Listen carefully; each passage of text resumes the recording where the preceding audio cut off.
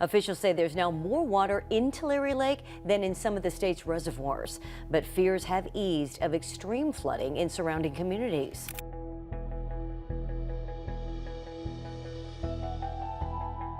The recent resurgence of Tulare Lake is incredibly astonishing. The water from the lake has been forcefully bursting through its banks, leaving a trail of devastation as it sweeps through everything in its path. The impact of this strange occurrence on the region's topography is a pressing concern of local authorities and water management experts. In the South Valley, Tulare County officials continue to watch Tulare Lake water levels very closely as their temperatures begin to heat up. Action News South Valley reporter Eliza Navarro was in Corcoran today and shares a warning from county officials. What are the long-term consequences of the flood on the local wildlife population and surrounding communities? And what terrifying things have emerged from its depths? Join us on an incredible journey through the captivating story of Tulare Lake, delving into the rapid refilling phenomenon and its potentially alarming implications. Tulare Lake, situated in the southern San Joaquin Valley of California, is a remarkable freshwater dry lake encompassed by lush wetlands and flourishing marshes. Historically, it was known as the second largest freshwater lake in the United States regarding surface area and the largest freshwater lake west of the Mississippi River. It covered approximately 690 square miles, 1,800 square kilometers, and was fed by 3 rivers. The lake was home to a diverse wetland ecosystem that attracted numerous resident and migratory waterbirds, creating a breathtaking avian spectacle. The aquatic environment of Tulare Lake provided habitat for numerous fish species such as Sacramento perch, Sacramento blackfish, and hardhead. These fish species played significant ecological roles and were part of the food chain in the lake. Tulare Lake and its surrounding wetlands were important stopover points for migratory waterfowl along the Pacific Flyway. The lake offered resting and feeding areas for various waterbirds, including ducks, geese, and shorebirds. It supported large species populations such as mallards, northern pintails, and greater white-fronted geese. The wetland habitats provided nesting grounds for various bird species as well.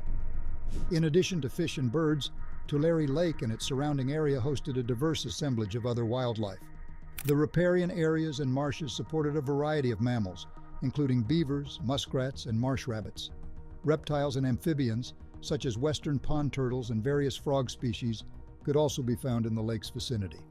Extensive wetlands and marshes characterized the plant community surrounding Tulare Lake. These plants provided important cover, nesting sites, and food sources for various wildlife. Tulare Lake was a fertile region for thousands of years, supporting a significant Native American population.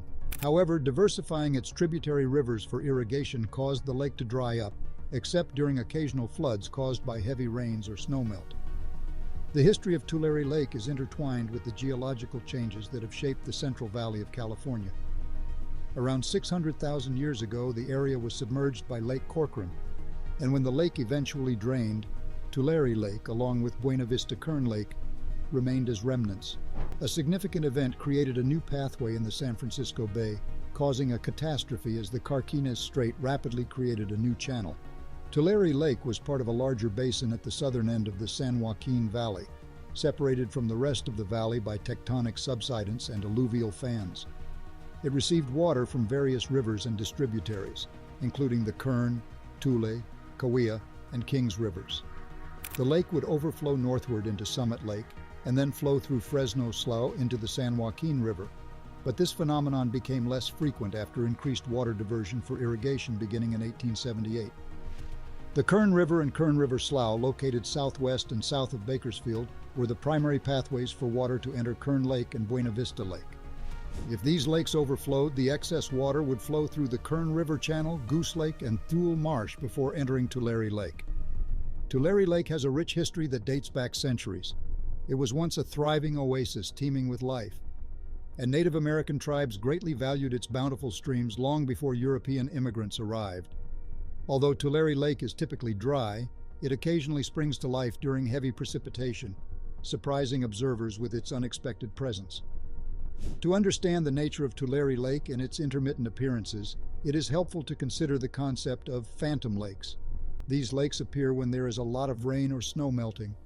However, they tend to be shallower than permanent lakes, making them more likely to dry out quickly. The hot and arid climate of the California Central Valley contributes to this phenomenon, as the sun's heat penetrates the water more effectively when it has a larger surface area relative to its volume, accelerating evaporation. Two well-known examples of phantom lakes are Owens Lake and Tulare Lake. Owens Lake, located about 220 miles north of Los Angeles, had its freshwater source diverted in 1913 during the construction of Los Angeles's aqueduct. This diversion significantly reduced the lake's water level, but in recent years, Owens Lake has experienced a remarkable revival, refilling after 110 years. Similarly, Tulare Lake was once a magnificent body of water with a vast area of 600 square miles and depths ranging from 20 to 30 feet. However, due to the irrigation needs of European immigrants, Tulare Lake's water supply gradually diminished, leading to its complete drying up by 1899. Changes introduced by European immigrants drove the transformation of Tulare Lake's landscape. They constructed canals and diversion structures to support their agricultural needs, inadvertently cutting off the lake's water supply and reducing its size. The precious waters that once sustained Tulare Lake were redirected to irrigate dry grasslands and cotton fields. The lake gradually diminished, and by 1878 it had completely dried up, leaving behind a void. Settlers claimed the newly exposed land for farming and managed water flow by building levees and altering natural waterways. The impact of European settlement on the lake's environment was significant, but it is important to acknowledge the lasting influence of the Native Americans who inhabited the Tulare Lake Basin.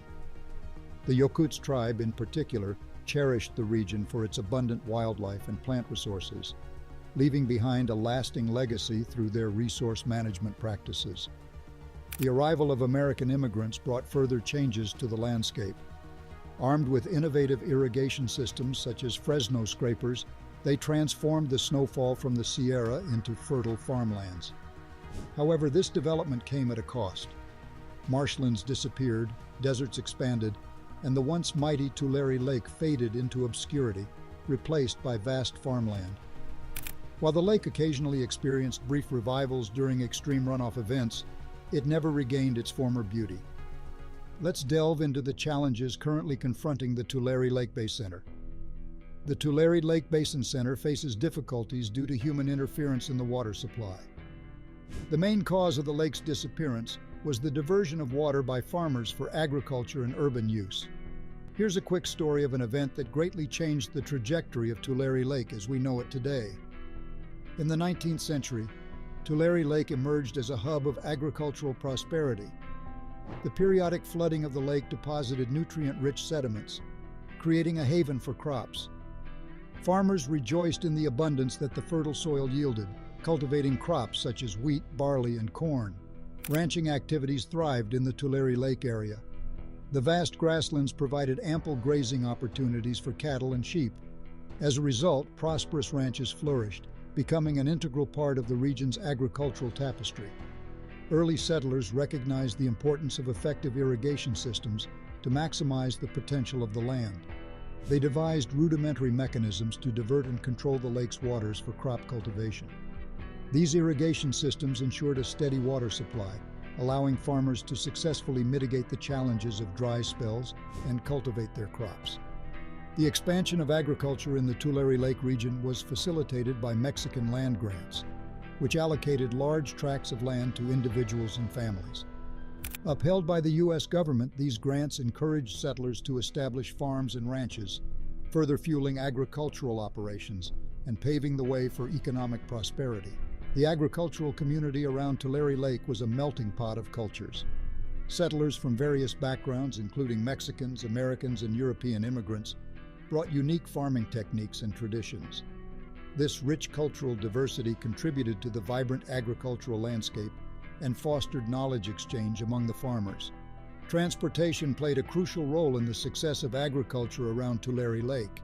In the heyday of the lake's extensive waters, boats and small vessels served as means of transportation for agricultural goods. Farmers utilized these waterways to transport their crops and livestock to other parts of California, expanding their market reach and contributing to economic growth. Despite the benefits of fertile soil and access to water, agriculture in the Tulare Lake area faced challenges. Periodic flooding from the lake and fluctuations in water levels occasionally threatened crops and settlements. However, the resilience and adaptability of the farmers allowed them to overcome these challenges and continue their agricultural pursuits. As transportation infrastructure improved, the agricultural products from the Tulare Lake region gained access to wider markets. The development of railroads and road networks facilitated the transportation of goods, providing opportunities for economic growth within the region and across California. The expansion of agriculture had significant environmental consequences. Water diversions and land development altered the natural hydrology of the region, transforming the landscape and affecting the delicate balance of ecosystems. These changes would have far-reaching effects on the future of Tulare Lake and its surrounding environment.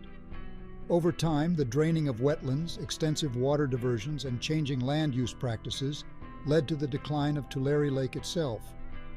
The once mighty lake gradually shrank, and its former fertile lands were repurposed for other uses. As a result, water inflow into the lake significantly decreased, causing it to shrink and eventually dry out by 1899.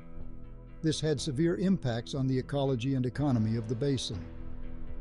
The Tulare Lake Basin is one of the world's most productive agricultural areas, growing over 250 different products and generating an estimated $17 billion in yearly revenue. However, it is also one of the most water-stressed regions. Only 4% of the basin's land is used for agriculture, and there are plans to construct a new industrial hub due to the discovery of oil fields in the basin. This further increases the water demand, which exceeds the available supply, especially during dry spells.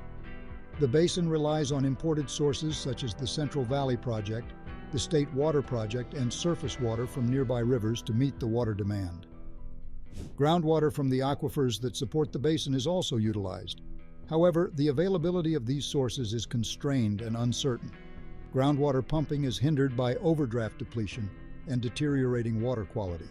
In contrast, surface water deliveries face restrictions due to legal, political, and environmental regulations. Both human activities and natural factors have significantly impacted the status of Tulare Lake.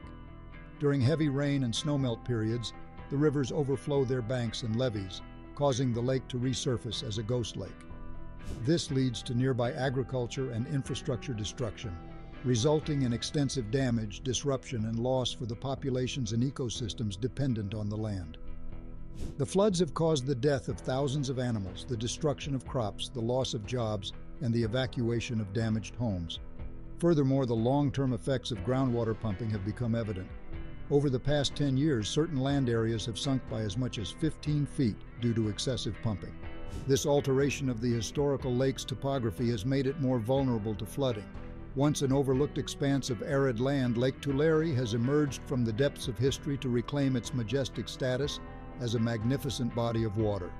Picture a vast 30-square-mile plain instantaneously transformed into a captivating aquatic wonderland, courtesy of fierce storms unleashing their unreserved fury. In the southern Sierra Nevada, record-breaking snowfall has generated concerns about our water management systems, which are expected to be stretched to their limits. This looming flood is so massive that experts speculate it could fill Tulare Lake 2 or even 3 times its original size, overshadowing the capacity of our primary reservoirs. The constant pressure exerted by this natural force raises the question: will our defenses withstand it, or will they crumble, devastating the rural communities? Only time will reveal the fate of the residents of Kings County, who find themselves in the middle of horror as nature triumphantly makes its awe-inspiring comeback. Residents of surrounding areas and farmers are now engaged in an unprecedented battle against the rising waves threatening their way of life. The restoration of Lake Tulare has evolved into a monumental struggle between humanity and nature, carrying enormous consequences. Countless lives are at stake as rivers surge, homes and agricultural structures crumble under the flood's destructive force, and towns teeter on the brink of evacuation. The local poultry industry faces the heart-wrenching task of bidding farewell to or relocating millions of invaluable chicks. At the same time, tens of thousands of dairy cows are compelled to seek higher ground. The Central Valley of California, renowned for its resilience in drought, currently grapples with a challenging predicament. The water rushing into Lake Tulare is desperately needed in other state regions for agricultural and residential purposes. However, redirecting this abundant resource elsewhere has proven to be an immense undertaking without clear solutions. Thus, we are left pondering how to harness and utilize this bountiful surge of life-giving water while the runoff finds itself with nowhere to go.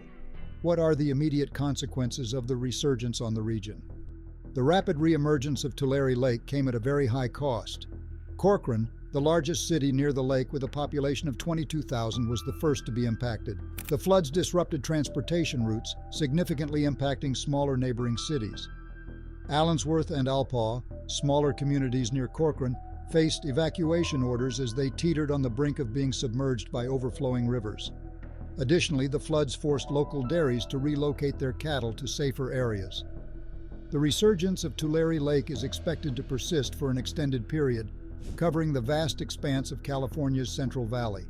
Its waters, which have become expansive and expensive, now span approximately 168 square miles and are surrounded by thousands of acres of clay soil.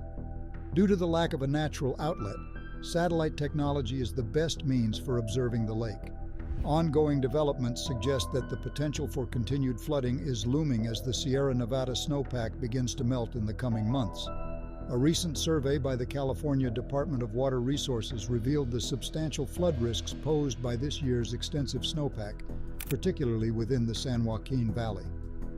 The snowpack in the Sierra Nevada mountains played a significant role in driving these flooding events.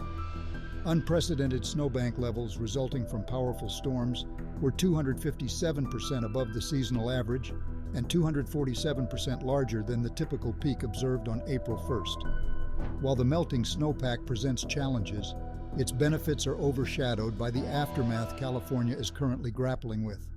Water engineers have implemented various strategies to manage and redirect the waters of Tulare Lake. Although models suggest that the lake's growth may have peaked, it remains a prominent feature in California's agricultural landscape.